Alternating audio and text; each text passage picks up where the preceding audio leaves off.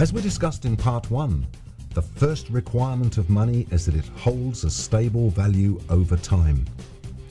With the introduction of a money that did hold its value over time, we were able to progress from the restrictions of barter to the modern economy. Today, if a manufacturer of goods is to expand their business, then they must invest in new plant, equipment, and training. If successful, those investments result in more production and more jobs. In the same way, if an entrepreneur sees a business opportunity, then they must also make an investment if they wish to take advantage of that opportunity.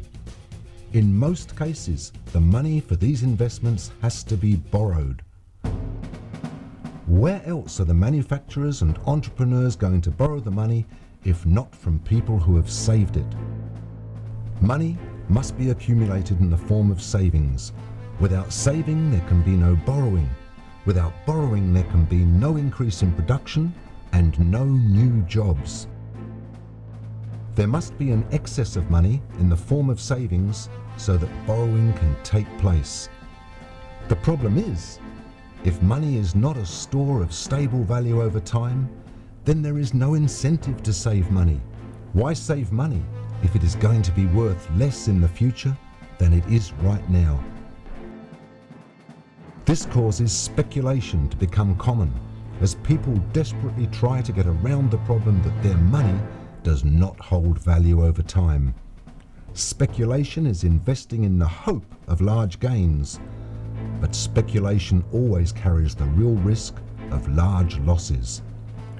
When money is not a store of stable value, then saving decreases and speculation increases. This leads to a fall in the production of real goods and services.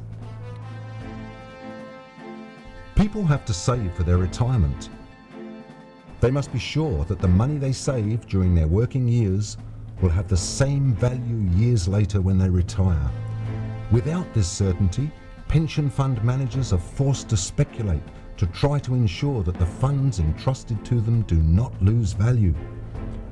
The more that a money fails to hold its value over time, the more that banks, pension funds and individuals are forced to speculate and take on ever greater risk. Most people would rather be savers than speculators. Speculation is very risky, but less risky than saving money that doesn't hold its value over time. Whenever there is too much speculation and too little saving and production, then the cause is always the poor quality of the money. Is it your observation that we have a lot of speculation in the world today and very little saving or production of real goods? Then by now, you will be arriving at the inescapable conclusion that the situation we are in today is not a global financial crisis. It is a global monetary crisis. Once again, experiments with paper money are failing. The problem is that this time, due to globalization, all paper money is failing at the same time. Getting out of paper money and into real money is not an investment. It is an absolutely essential survival path for you, your family, your friends, your neighbors, your society, your nation, and your world. Gold is the very best money available. Along with silver, it is usually the only form of money acceptable. Do you have any?